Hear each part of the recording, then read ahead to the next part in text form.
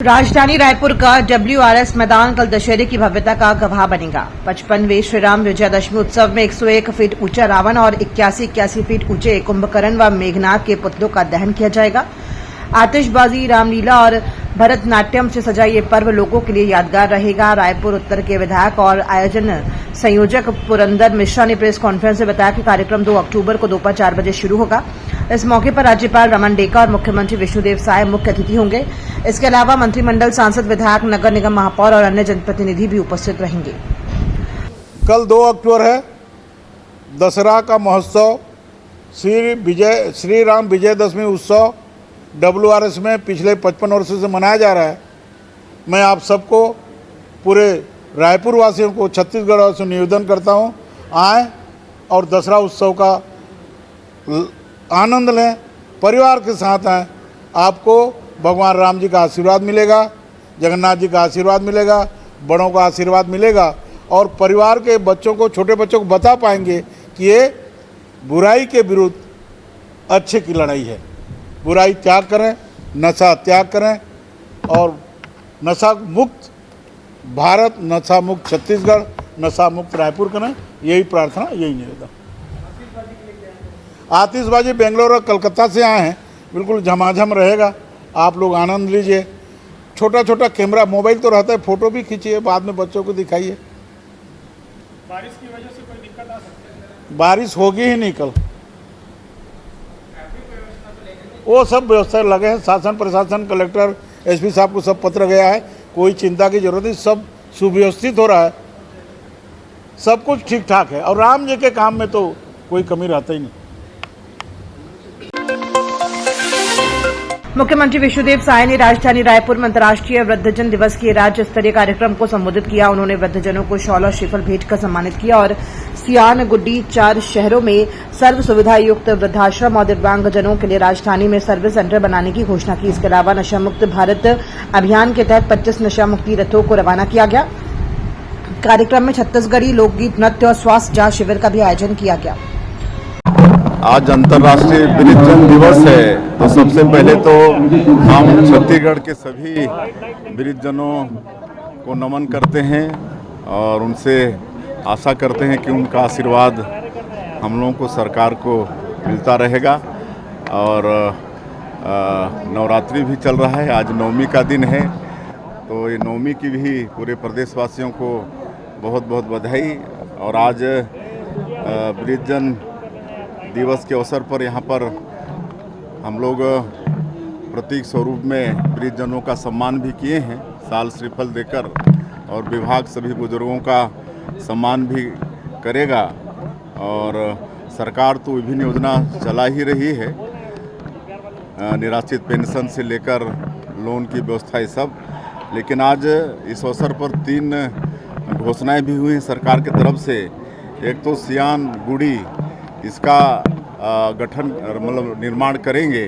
सियान गुड़ी का मतलब, सियान मतलब बुजुर्ग, छत्तीसगढ़ी में उनको सियान बोलते हैं, और गुड़ी मतलब वो घर, तो आश्रम टाइप का खोलेंगे ताकि ज़रूरतमंद हमारे जो बुजुर्ग हैं उनका वहाँ पर देखभाल हो सके। और उसी तरह से जो प्रदेश के जो बड़े शहर हैं, रायपुर, बिलासपुर, कोरबा और दुर्ग, वहाँ पर सर्व सुविधा युक्त वृद्धाश्रम का भी निर्माण करेंगे ताकि ज़रूरतमंद हमारे जो वृद्धजन हैं उनको घर जैसा वहाँ पर मतलब लगे।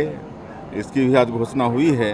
और दिव्यांगजन को हम लोग तरह तरह के व्हील चेयर और ट्राईसाइकिल, श्रवण यंत्र वगैरह देते हैं, लेकिन अगर ख़राब हो जाता है तो वो सुधरवा भी नहीं पाते हैं। तो इसके लिए भी एक रिपेयरिंग सेंटर यहाँ पर रायपुर में रहेगा ताकि संयंत्र खराब होने पर उनका मरम्मत हो जाए। मुख्यमंत्री विष्णुदेव साय ने कहा कि राष्ट्रीय स्वयंसेवक संघ विश्व का सबसे बड़ा स्वयंसेवी संगठन है। उन्होंने कहा कि देश दुनिया में किसी भी विपत्ति के समय संघ के स्वयंसेवक लोगों की सेवा के लिए हमेशा आगे आते हैं। RSS विश्व का सबसे बड़ा स्वयंसेवी संस्थान है और देश दुनिया में कहीं भी विपत्ति आती है तो बिना निमंत्रण के बुलावे हमारे स्वयंसेवक वहाँ पर खड़े होते हैं। और समय समय पर अनेकों लोगों ने RSS की सराहना। बिरनपुर मामले में सीबीआई द्वारा चार्जशीट दाखिल किए जाने के बाद राजनीति गर्मा गई है। कांग्रेस की टिप्पणी पर उप मुख्यमंत्री व गृह मंत्री विजय शर्मा ने पलटवार करते हुए कहा कि कम से कम अब कांग्रेस को सीबीआई पर विश्वास होने लगा है, जबकि अपने कार्यकाल में उसने 5 साल तक सीबीआई को प्रदेश में प्रतिबंधित कर रखा था। चलिए, सीबीआई पर कांग्रेस का विश्वास तो बढ़ा। 5 बरस जब तक वो रहे उन्होंने बैन करके रखा कांग्रेस को, और जब बैन करके रखा आज सीबीआई पर उनका विश्वास बढ़ रहा है। लेकिन सुनिए मेरी बात, सीबीआई ने एक बिंदु की जांच की है, विषय में अनेक बिंदु, अन्य बिंदुओं पर जो कथन माननीय विधायक जी का है, गांव वालों का है, उस पर अन्य बिंदुओं पर जांच चल ही रही है, वो स्पष्टता हो।